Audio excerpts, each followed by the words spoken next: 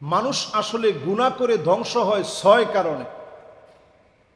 এই ৬টা বিষয় বিমাশিয়াতিল্লাহি তাআলা ওয়া বিতৌফিকিহি, আল্লাহ পাক যদি আজকে তৌফিক দান করেন, এই ৬টা বিষয় নিয়ে আজকে কথা বলবো ইনশাআল্লাহ। ১ নম্বরে মানুষ গুনাহ করে, অন্যায় করে,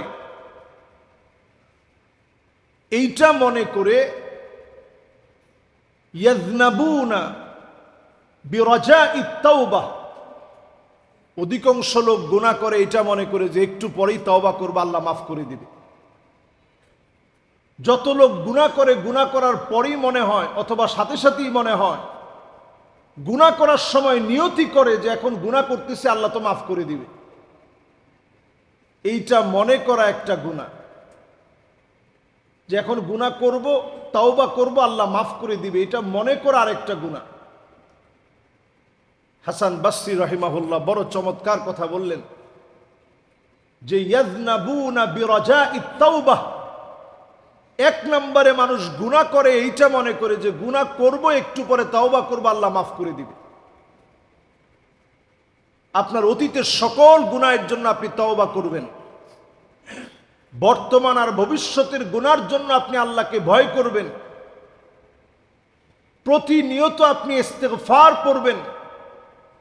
নবী সাল্লাল্লাহু আলাইহি সাল্লাম প্রতিদিন তিনি ইস্তেগফার করতেন।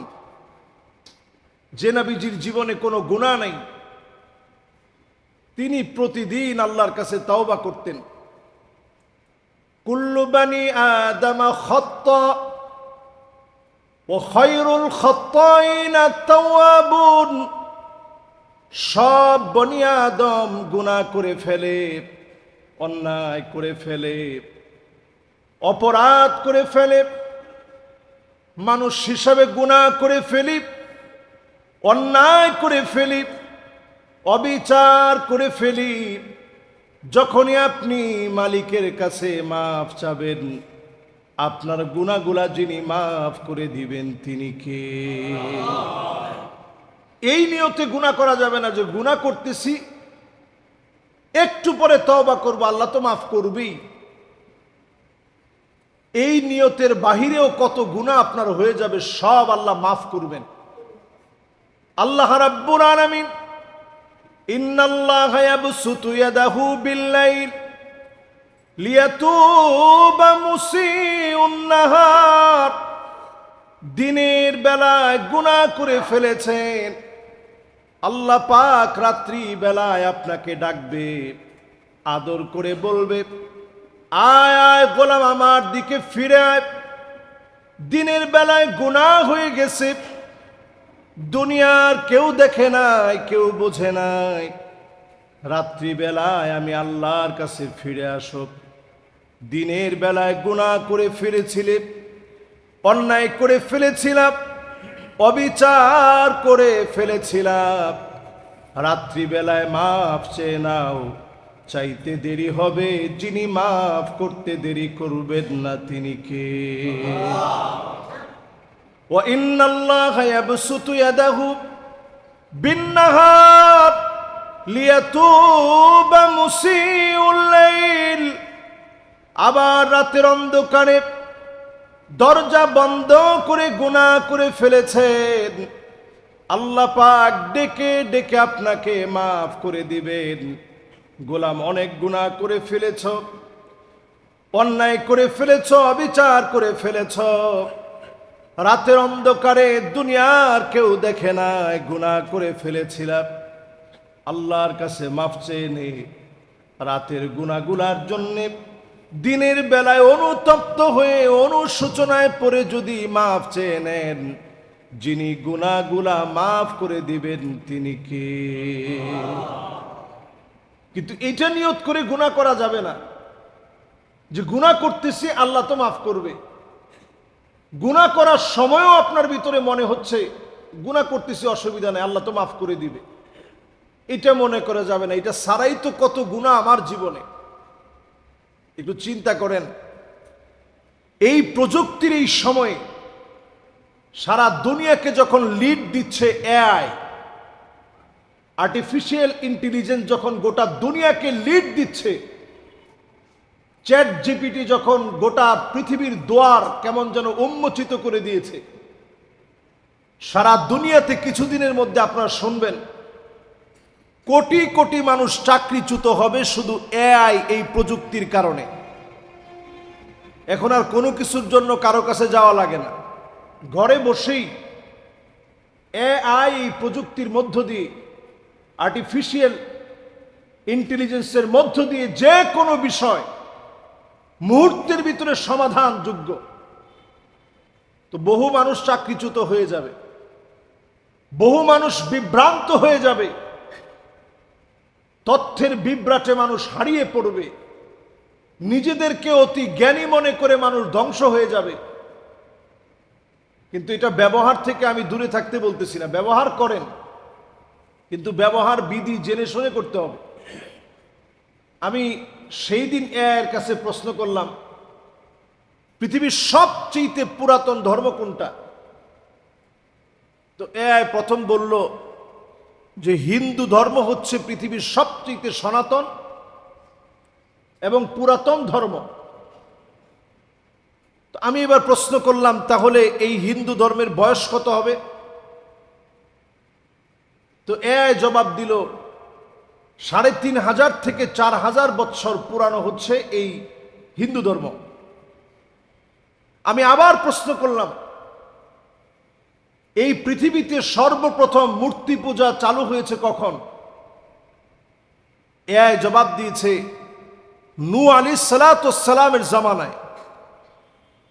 আমি প্রশ্ন করলাম কত বছর আগে? বলছে আজকে থেকে ৬৫০ থেকে ৭,০০০ বছর পূর্বে ঘটনা। তো আমি বললাম এই ৬৫০-৭,০০০ বছর আগে, সেই সময় নূহ আলাইহিস সালাম কোন ধর্মের ছিলেন? এআই জবাব দিয়েছে তিনিও ইসলামেরই একজন নবী হিসাবে তিনি ছিলেন। তার মানে সবচেয়ে পুরানো ধর্ম কোনটা? আবার যখন আমি প্রশ্ন করলাম যদি এটাই হয় তাহলে সবচেয়ে পুরানো ধর্ম কোন ধর্মের নাম? ইসলাম। এখন সেও বলতেছে এই দৃষ্টিকোণ থেকে সবচেয়ে পুরাতন ধর্মের নাম হচ্ছে ইসলাম।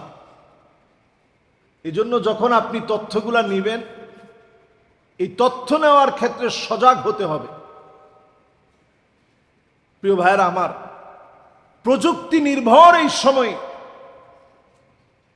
গুনাহের প্রতি মানুষ আসক্ত হওয়া খুব সহজ। আজকে থেকে ২০-৩০ বছর আগে গুনাহ করা যতটা সহজ না ছিল, এখন গুনাহ করা তার চাইতে অনেক অনেক অনেক গুণ সহজ। ইচ্ছে করলেই সব গুনাহ আপনি করতে পারবেন। এজন্য হাসান বসরি রাহিমাহুল্লাহ তিনি বড় চমৎকার করে বলেন, গুনাহ করার আগে এটা আগে চিন্তা করবেন যে আল্লাহ আমি আপনার খেয়ে আপনার পরে কেমনে গুনাহ করি। ২ নম্বরে হাসান বসরি বলেন, وَيَتَعَلَّمُونَ الْعِلْمَ وَلَا يَعْمَلُونَ بِهِ, জ্ঞান শিখবে, জ্ঞানী হবে, জ্ঞান অনুযায়ী আমল করবে না, জ্ঞান অনুযায়ী আমল থাকবে না। এই সময়টাতে মিলায় দেখেন, জ্ঞান আছে অনেকের, হাতে হাতে মোবাইল আছে, চাইলে হাদিস পড়তে পারেন। এই এক একটা হাদিস নেওয়ার জন্য ইমাম বুখারী আলাইহির রহমা দিনের পর দিন সফর করেছেন, ক্ষুধা পেটে কষ্ট করে দৌড়িয়েছেন। এমন সময় গিয়েছে রক্ত পেশাব হয়ে গেছে। দিনের পর দিন সফর করে হাদিসগুলো সংগ্রহ করলেন। এ হাদিস এখন শেখা বড় সহজ, নিজে পড়ে পড়ে দেখা বড় সহজ। কিন্তু সেই জামানা থেকে এই জামানা পর্যন্ত মিলায় দেখেন, সেই সময়ের মানুষ যা শুনতো তা মানত, সেই সময়ের মানুষের চরিত্র ছিল সামিআনা ওয়া আতানা, শুনলাম আর মেনে নিলাম। এখনকার মানুষের চরিত্র হলো শুনলাম বুঝলাম উঠে গেলাম, শুনলাম বুঝলাম, যাওয়ার সময় আমরা আমল নিয়ে যেতে পারি না। ওয়ায়াতাআল্লামুনাল ইলমা ওয়া লাম ইয়া'মালু বিহি, শিখবে অনেক আমল করবে না। যারা অনেক শিখবে আমল করবে না, গুনাহের সাগরে আপনি ডুবে আছেন। নবীজির একটা হাদিস শুনলেন, সুন্নাহর একটা আমল শুনলেন, এই একটা আমল নিয়ে যদি নিজের জীবনকে সাজাতে পারেন, হতে পারে এই জন্য যিনি আমাকে আপনাকে মাফ করে দিবেন তিনি কে? একটা সূরা শিখলেন, বয়স ধরেন আপনার জীবনের 70-72 বছর বয়স হয়ে গেছে, কিন্তু আজকের এই আলোচনার পরে আপনি নিয়ত করছেন যে সূরা ফাতিহাটা আমাদের এই মসজিদের ইমাম, মুয়াজ্জিন অথবা আমাদের খাদেমরাও আলহামদুলিল্লাহ হাফেজে কোরআন আছে 2 জন। তো কোরআনুল কারীমের একটা সূরা হলেও আমি মশক করব, সহিভাবে শিখব। এটা সূরা ফাতিহাই হোক।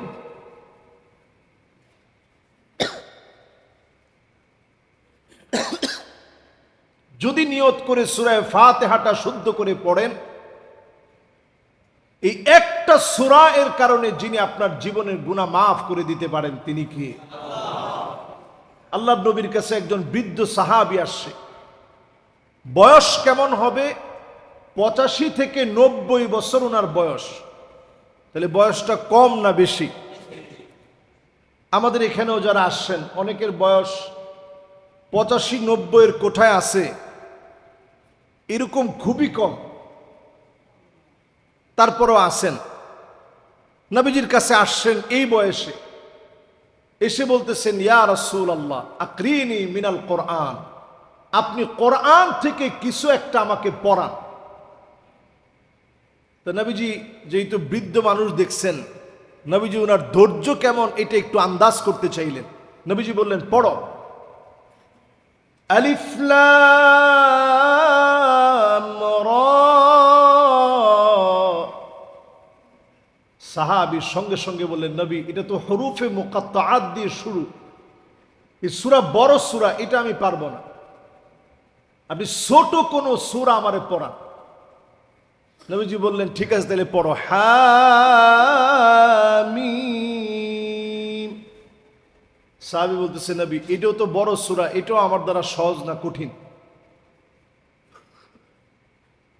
তো নবীজি বললেন ঠিক আছে তাহলে পড়ো সাব্বিহ ইসমা রাব্বিকাল আ'লা আল্লাযী خلق فسوى والذي قدر فهدى والذي أخرج المرعى। সাহাবী বলতেছে ইয়া রাসূলুল্লাহ এটাও খুব কঠিন লাগে, এটাও আমার দ্বারা সহজ না। স্বাভাবিক বয়স যদি 80-85 হয়, 85-90 হয়, এই বয়সে মুখস্থ কম থাকে না বেশি? মুখস্থ থাকেই না। সেই বয়সে নবীজির কাছে আসছে একটা সূরা পড়ার জন্য। নবীজি বললেন ঠিক আছে এইটাও যদি তোমার কাছে কঠিন লাগে তাইলে পড়ো ইযা যুলজিলাতিল আরদু জিলজালাহা ওয়া আখরাজাতিল আরদু আথকালাহা ওয়া ক্বালাল ইনসানু মা লাহা ইয়াওমাইযিন তুহাদ্দিসু আখবারাহা بأن ربك أوحى لها يومئذ يصدر الناس أشتاتا ليروا أعمالهم فمن يعمل مثقال ذرة خيرا يره ومن يعمل مثقال ذرة شرا يره এতটুকুন যখন নবীজি পড়ছেন সাহাবীও সঙ্গে সঙ্গে পড়লেন এবং বললেন নবীজি এটা আমার মনের ভিতরে ধরছে, সহজ লাগছে, মুখস্থ করে ফেললাম। আল্লাহু আকবার। সাহাবী বললেন ওয়াল্লাযী নাফসু মুহাম্মাদিন বিয়াদিহি লা আযীদু আলাইহা আবাদা, আল্লাহর কসম করে বলি যে মালিকের হাতে নবীজির প্রাণ, সেই মালিকের কসম করে বলি এই সূরা আমি জীবনে পড়ে নিলাম, এই সূরা জীবনের ভিতরে গেঁথে নিলাম, এই সূরা নিয়ে আমল করব, মেনে চলার চেষ্টা করব। আল্লাহর নবী সাহাবী যখন চলে যাচ্ছে অন্যান্যদেরকে দেখায় বললেন যদি জান্নাতি কোনো লোক দেখতে চাও এই লোকটার দিকে তাকায় দেখো, একটা সূরা যদি কেউ পুরাপুরি মানে হতে পারে যিনি মাফ করে দিবেন তিনি কে? একটা সূরার কারণে আল্লাহ তাআলা জীবন পরিবর্তন করে দিলেন। আমরা মুমিন জীবন যাপনে কত কঠিন কঠিন প্রোনাউন্সিয়েশন সব আমাদের ঠিক হয়, সব ভাষা আমরা উচ্চারণ করতে পারি, বাংলা ভাষায় কত রকম বর্ণমালা আছে সব পারি, কিন্তু বড় কপাল পোড়া আমরা মুসলমান, আমরা কোরআনুল কারীমের সূরা ফাতিহা পর্যন্ত শুদ্ধ করে পড়তে পারি না। বাংলাদেশের মতো এরকম বৃহত্তর মুসলিম দেশ হিসাবে দ্বিতীয় অথবা তৃতীয় বৃহত্তর মুসলিম দেশের জনগণ আমরা, বড় আফসোস আর পরিতাপের বিষয় অধিকাংশ মানুষ আমরা সূরা ফাতিহাটা পর্যন্ত শুদ্ধ করে পড়তে পারি না। কথাটা সত্য না মিথ্যা? তাহলে শুদ্ধ করার জরুরত আছে না নাই?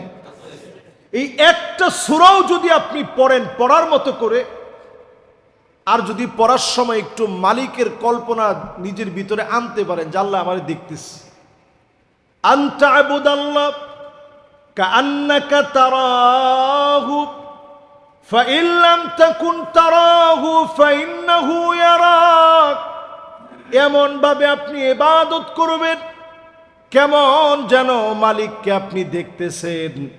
আল্লাহকে যেহেতু দেখা যায় না, আপনি মনের ভিতরে এই কথা বসায় নেন আমার মালিক প্রতিনিয়ত আমাকে দেখতেছে। যদি মন থেকে নামাজের ভিতরে দাঁড়ায় যান, আপনার গুনাহগুলা যিনি মাফ করে দিবেন তিনি কে? সূরা ফাতিহা পড়বেন আর চিন্তা করবেন সরাসরি আল্লাহ পাকের সঙ্গে আপনার কথা হচ্ছে, এটা মনে করে সূরা ফাতিহা পড়বেন যে প্রত্যেক আয়াতে আয়াতে মালিক জবাব দিচ্ছে। যখন এই সূরা ফাতিহার এক একটা আয়াত পড়তেছেন স্বয়ং আল্লাহ রাব্বুল আলামিন জবাব দিচ্ছে। যদি এইটা মনে করে পড়তে পারেন, আপনি দেখবেন নামাজের ভিতরে একটা স্বাদ আপনার হৃদয়ে আসছে, খুশু খুদুয়ের সাথে নামাজ পড়তে পারবেন। এই নামাজে যখনই দাঁড়াবেন আপনার মন শান্ত হবে, আপনার প্রশান্তি বাড়বে, আপনার হৃদয়ের ভিতরে একটা সাকিনা নাজিল হবে। একদিকে নামাজ শেষ হবে, অন্যদিকে দুশ্চিন্তা দূর হয়ে যাবে। বলেন আল্লাহু আকবার।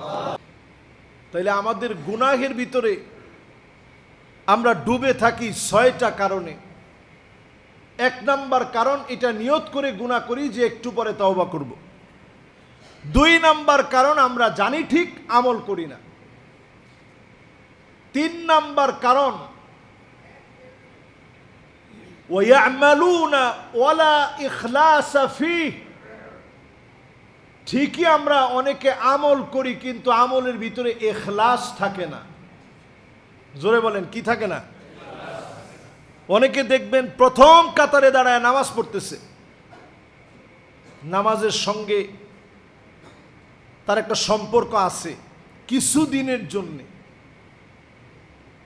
ওই দিনগুলো শেষ, আবার যেই সেই হয়ে গেছে। অনেকে দেখবেন হাতের ভিতরে তসবিহ একটা সব সময় থাকে, উদ্দেশ্য তো আল্লাহ তাআলা ভালো জানে। আপনি হাতের ভিতরে তাসবিহ রাখলেন, যদি মানুষ আপনার খুব বুজুর্গ মনে করে, এইটা মনে করে যদি তসবিহ রাখেন, তাহলে আপনি ধরেন প্রতিদিন 1,00,000 বারও যদি সুবহানাল্লাহ পড়েন, লাভ হবে? সবাই তো বলেন না, লাভ হবে? অনেকের কাছে মনে হইতেছে হুজুর এরকম পড়লেও কিছু লাভ হবে না। লোক দেখানো কোনো কাজ যদি আপনি করেন, এটার নাম রিয়া, এটা কাইন্ড অফ শিরক। রিয়া হচ্ছে শিরকের একটা প্রকার। যখনই আপনি শিরক করবেন, লোক দেখানো কাজ করবেন, মানুষ দেখলো আপনি অনেক ইবাদত গুজার, অনেক বুজুর্গ, অনেক আল্লাহওয়ালা, ভিতরটা জানেন কি?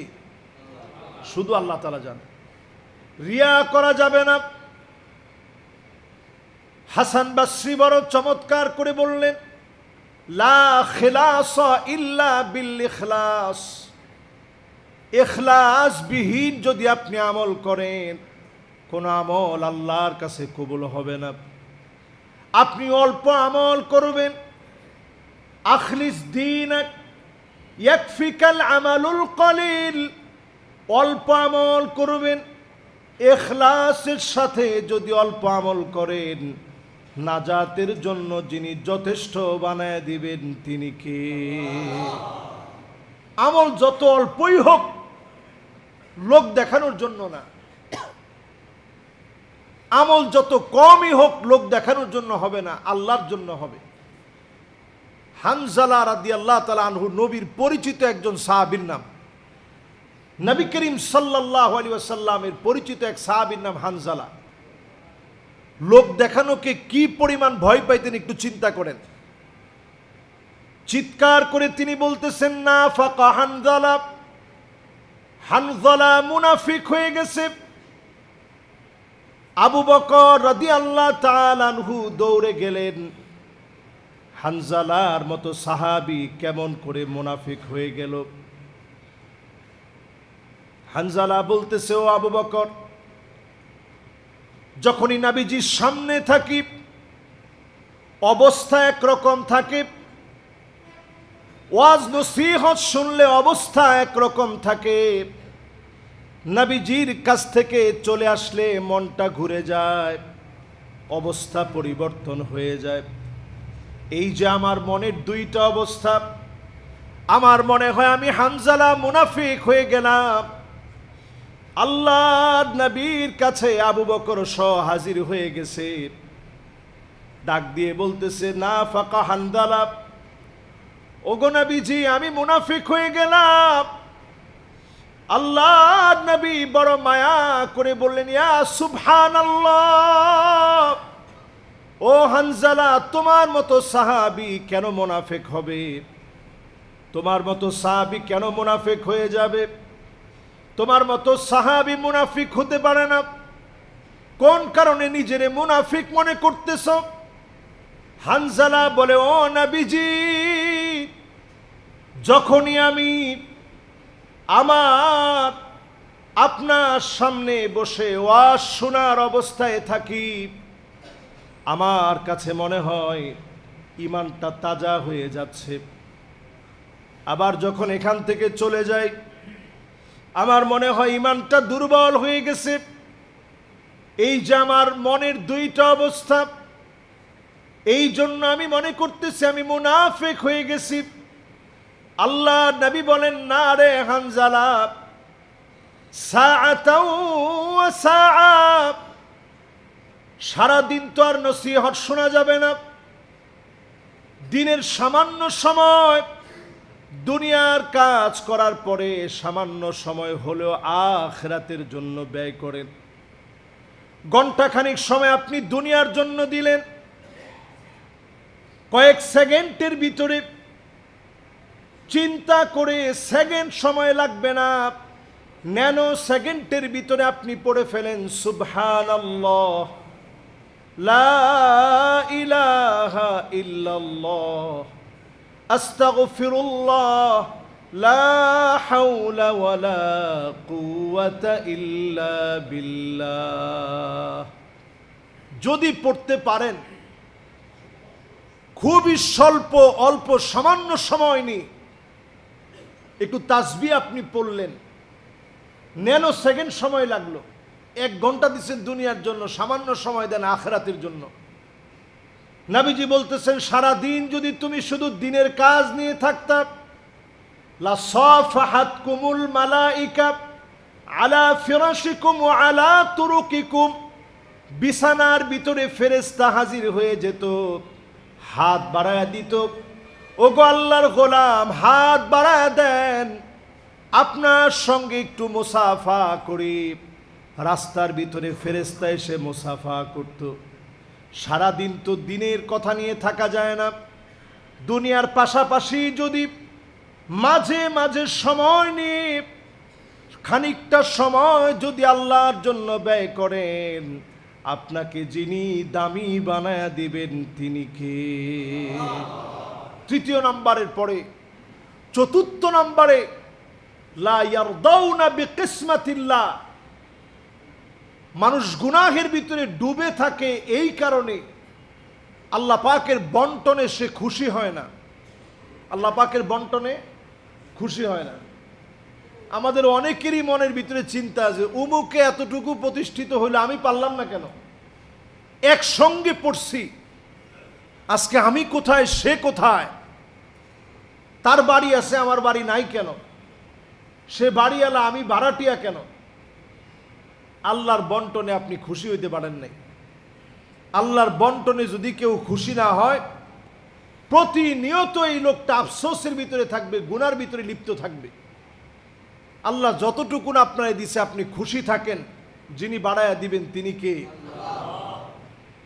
4 নম্বরের পরে 5ম নম্বরে ওয়ায়াকুলুনা রিজকাল্লাহ ওয়া লাম ইয়াশকুরু লাহু, আল্লাহর রিজিক খাবে কিন্তু আল্লাহ শুকরগুজারি আদায় করবে না। আমরা অধিকাংশ মানুষ এখনো বিসমিল্লাহ বললেও খাওয়ার পরে একটু যে আলহামদুলিল্লাহ বলতে হয়, এটা অধিকাংশ লোক আমরা বলি না।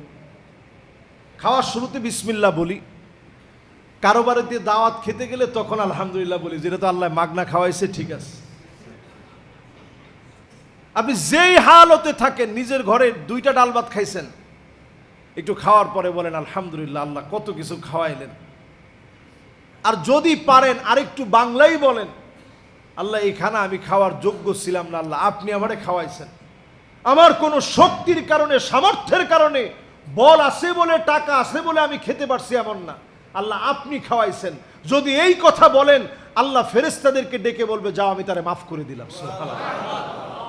এটা আমার মতো একজন আলেমের কথা না, রাসূলুল্লাহ সাল্লাল্লাহু আলাইহি সাল্লাম হাদিসের ভিতরে এই দোয়া শিখাই দিয়েছেন। আলহামদুলিল্লাহিল্লাযী, যখনই কোনো খানা খাবেন তখন বলবেন আলহামদুলিল্লাহিল্লাযী আত'আমানি হাযা আত-তা'আম, আল্লাহ এই খানা আপনি আমাকে খাওয়াইছেন। ওয়া রাযাকানিহি, রিজিক হিসাবে আল্লাহ আপনি দিবেন। মিন গায়রি হাওলিন মিন্নি ওয়ালা কুওয়া, আমার কষ্ট, আমার সামর্থ্যের কারণে আমি খেতে পারি নাই, আল্লাহ আপনি আমারে খাইয়েছেন। যদি এই কথা বলতে পারেন, আল্লাহ খুশি হয়ে ফেরেশতাদেরকে বলে যাও আমি বান্দার গুনাহ মাফ করে দিলাম। সুবহানাল্লাহ। এই জন্য যখনই কিছু খাইলেন একটু আলহামদুলিল্লাহ পড়বেন, যে আল্লাহ আপনি খাওয়াইছেন। যা খাইছেন একটু আলহামদুলিল্লাহ পড়বেন। কত মানুষ পৃথিবীতে এখন না খাওয়া অবস্থায় আছে, কত মানুষ পৃথিবীতে বিশেষ করে মুসলমানেরা ক্ষুধার্ত অবস্থায় আছে, খেতে পাইতেছে না। এই সময়ে আল্লাহ শুকরগুজারি আদায় করবে।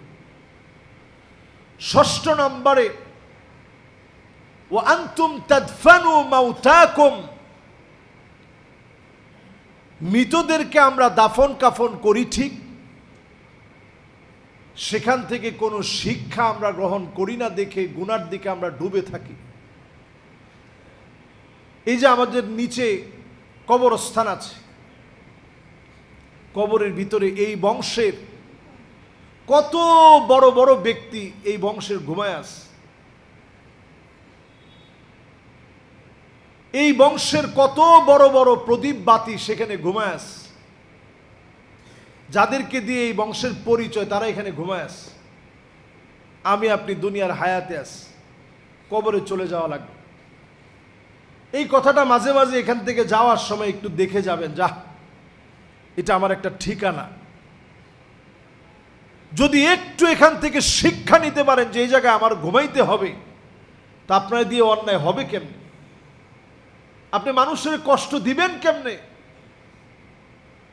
আলী রাদিয়াল্লাহু তাআলা আনহুর মতো সাহাবী কবরের মাটিগুলো ধরে ধরে কাঁদতেন আর বলতেন মাকানুকা তাহতাত তুরাব, ও আলী রে, তোর জায়গা হবে কবরের এই মাটির নিচে, এই মাটির নিচে তোর জায়গা হবে। মাকানুকা তাহতাত তুরাব, এই কবরের নিচে তোর ঠিকানা হবে। এই নসিহাটুকুন যদি মনের ভিতরে বসায় নিতে পারেন, আপনি দেখবেন নিঃসন্দেহে যিনি মনটাকে আল্লাহমুখী বানায়া দিবেন তিনি কে।